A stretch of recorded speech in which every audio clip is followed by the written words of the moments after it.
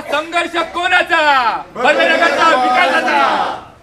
हा संघर्ष कोणाचा? बर्वेनगरच्या विकासाचा। हा संघर्ष कोणाचा? बर्वेनगरच्या विकासाचा। Go back BMC go back BMC go back BMC go back अरे go back BMC go back BMC go back. नमस्कार, इस वक्त मौजूद है मुंबई के बरवे नगर, जहाँ पे आज मुंबई की अगर आप बात करें तो सारा मुंबई कहीं ना कहीं अपने घर को लेके परेशान है, सरकार के निर्णय से परेशान है। बेघर होने की उनको जो तकलीफ़ है वो सता रही है, क्योंकि कहीं ना कहीं उनका जो परिवार है वो वंचित ना हो जाए, वो अपने घर से बेघर ना हो जाए। ऐसा ही एक मुद्दा है घाटकोपर वेस्ट का। आने वाले एन वार्ड के अंतर्गत आने वाली ये बीएमसी कॉलोनी आप हमारे पीछे देख सकते हैं। हज़ारों की तादाद में यहाँ पर परिवार रहते हैं, तकरीबन 1200 से 1500 टेनेंट है यहाँ पर। अगर हम टेनेंट की बात की जाए तो अगर परिवार की अगर हम हिस्सेदारी लगाएं तो तकरीबन 5 से 7 हज़ार लोग यहाँ पर रहते हैं। आज उनका मुद्दा है, आज महानगर पालिका यहाँ पर आने वाली है। इन टेनेंट की जो नंबरिंग किया जाएगा इसके विरोध में ये लोग सारे यहाँ पे जमा है, क्योंकि कहीं ना कहीं इनको जो सताता हुआ डर है, आज लोगों को अपनी जो छत है वो छिनती हुई नज़र आ रही है। इसीलिए हमारे साथ कुछ मेंबर्स है जो यहाँ पे विरोध प्रदर्शन कर रहे हैं, उनसे हम बात करेंगे, उनसे समझना चाहेंगे कि आखिर क्या मांग है उनकी और इस विरोध को वो क्यों जता रहे हैं आणि काय आपल्या मागण्या आहेत। आज ॲक्च्युली इथे आपण जमलो आहे, लोकांनी सगळे मिळून एकत्र आले आहेत।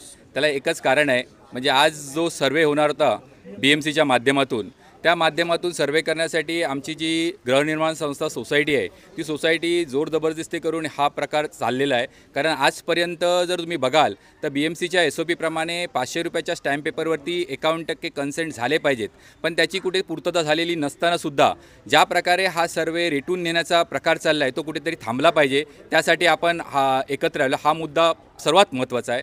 त्याचबरोबर तुम्ही जर बघाल की बर्वेनगर चा विकास होताना कुठल्या गोष्टी महत्त्वाच्या आहेत की ज्यावरून आपल्याला ह्याच विकासकाने गेल्या 6 वर्षापूर्वी 8 वर्षापूर्वी आपल्याला 1260चं घर देतो म्हणून सांगून त्याबरोबर त्यांचं कन्सेंट घेतलं आणि त्यांच्याबरोबर इंडिव्हिज्युअली सगळ्या सभासदांबरोबर ॲग्रीमेंट केलं। पण त्याच 1260 वरून आता 2020-21ला ज्या कोविडच्या काळामध्ये तुम्ही जर बघाल तर त्यांनी 711चं एक नवीन प्रपोजल आणलं आणि या प्रपोजलला बर्वेनगरची जी गृहनिर्माण संस्था आहे त्या संस्थेने 180 सभासद उपस्थित ऑनलाईन सभासद उपस्थितीमध्ये ते प्रपोजल पास करून एक रेटून नेण्याचा प्रयत्न केला। हे कुठेतरी थांबलं पाहिजे। 1200 लोक आहेत आणि 1200 लोकांमध्ये आज 180 ते 200 लोकांमध्ये हे प्रपोजल पास करतायत, हे किती घातक आहे ठरतं। आणि मला सांगा, कोविडच्या नंतर तुम्ही जर बघाल तर आज ऑनलाईन मीटिंगच्या नंतर ऑफलाईन मीटिंग व्हायला पाहिजे होती, ते आजपर्यंत त्या प्रकारे मीटिंग घेतली नाही। ती ऑनलाईनच्या मीटिंगमध्ये ते प्रपोजल पास करून घेतलं। म्हणजे मला सांगायचं आहे की लोकांचा हा विश्वासघात आहे।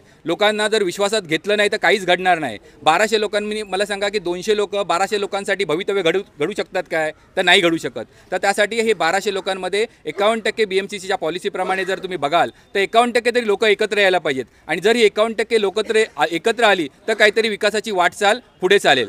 जो एरिया भेटतोय तो BMCची पॉलिसी काय सांगते? BMCच्या 2 पॉलिसी आहेत, एक 33-7 आणि 33-9। जर 33-7च्या अंतर्गत तुम्ही डेव्हलपमेंट करत असाल तर तुम्ही लोकांना सांगायला पाहिजे की 33-7च्या अंतर्गत अशा प्रकारे तुम्हाला एरिया भेटेल, अशा प्रकारे 51% कन्सेंट गोळा करायला लागतील, किती पॉलिसी असेल, 4 FSIची पॉलिसी असेल।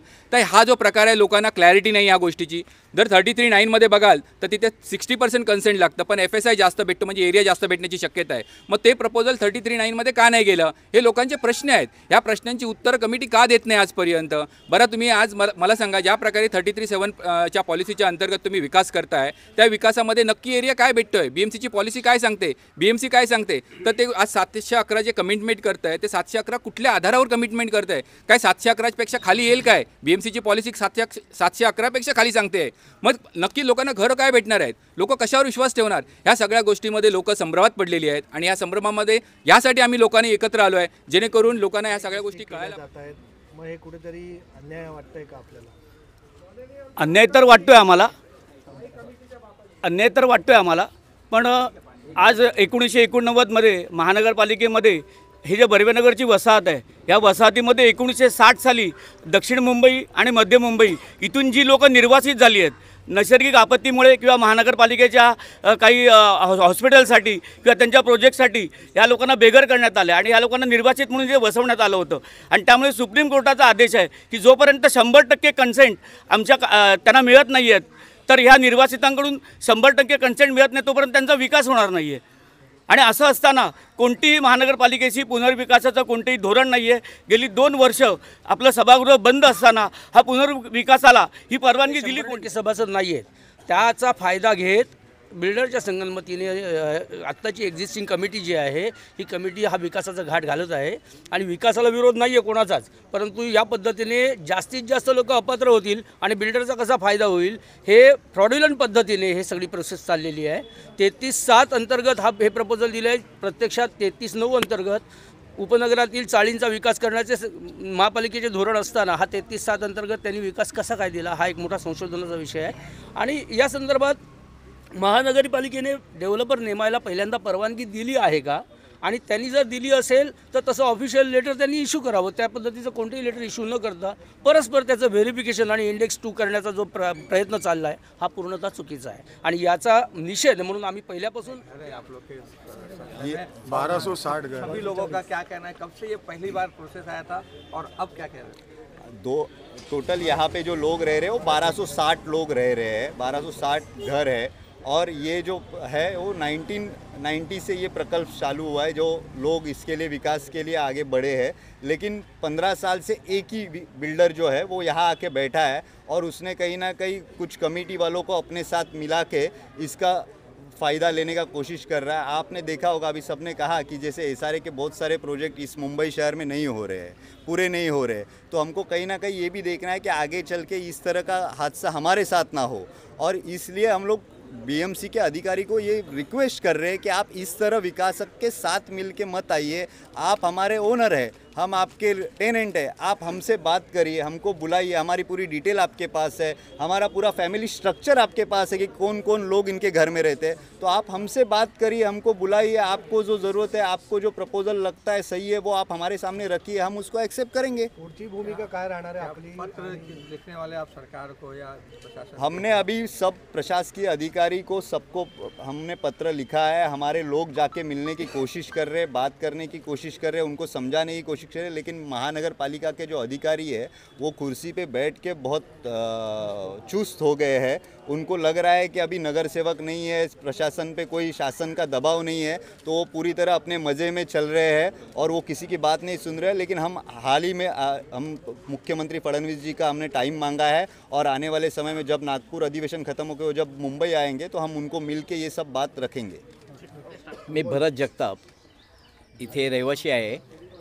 पण थोडासा म्हणजे मी मीडियापुढे आणि आमच्या लोकांचा जो विचार आहे तो असा आहे की आम्हाला जे काही क्षेत्रफळ मिळतं आहे त्याचा आम्ही आमच्या सर्व विकास समितीतर्फे अभ्यास केला. तो अभ्यास करता आम्हाला असं आढळून आलेलं आहे की संपूर्ण जो आमचा विकासक आहे त्या विकासाने तो संपूर्ण तोट्यामध्ये तो फिजिबिलिटी रिपोर्ट दाखवलेला आहे. त्याच्यामध्ये व्यावहारिक असं काही ज्ञान त्याच्यात दिलेलं नाही आहे. लोकांना त्यांनी फसवणुकीचा मार्ग या संस्थेने आणि ह्या विकासकाने चालू केलेला आहे. एकतर एवढ्या मोठ्या 48 म्हणजे 42.6 एकरमध्ये जी जागा आहे त्या जागेमध्ये अर्धा भाग BMCचा आहे आणि अर्धा भाग विकासक आणि याचा आहे सभासदांचा आहे. तर ह्या भागामध्ये बांधकाम करताना हा विकासक कमर्शियल बांधणार नाही का? त्या फिजिबिलिटी रिपोर्टमध्ये जराही त्याचा उल्लेख नाही आहे. सेकंडली की ह्या ठिकाणी 25,000पर्यंत 22 ते 25,000पर्यंत जो सेलेबल एरिया चालू आहे स्क्वेअर फीटचा भाव त्या विकासकाने 15,000 हा रुपये ठेवलेला आहे. म्हणजे संपूर्ण त्यांनी जो फिजिबिलिटी रिपोर्ट आहे तो स्वतःच्या फायद्यासाठी आणि विकासकांच्या फायद्यासाठी आहे. आज आमचे 550 त्यांनी स्क्वेअर फीट कमी केले. त्या 550 स्क्वेअर फीटमध्ये बघता जर हा बिल्डरचा फायदा 12,000 कोटीचा होतो आहे तर 12,000 कोटीपैकी संस्थेला जी कमिटी आहे 25% कोटी वाटायला काय हरकत नाही आहे. मी स्पष्ट बोलणारा माणूस आहे. मला कोणाची हे नाही. माझं घर आहे ते सुरक्षित राहिलं पाहिजे. सर्वांची घरं सुरक्षित राहिली पाहिजे. आणि ह्या पुढे आमचं जे कार्य आहे ते कार्य असंच चालू राहणार आहे आणि आम्ही सर्व संगनमताने याला विरोध करत आहोत आणि विरोध राहणारच.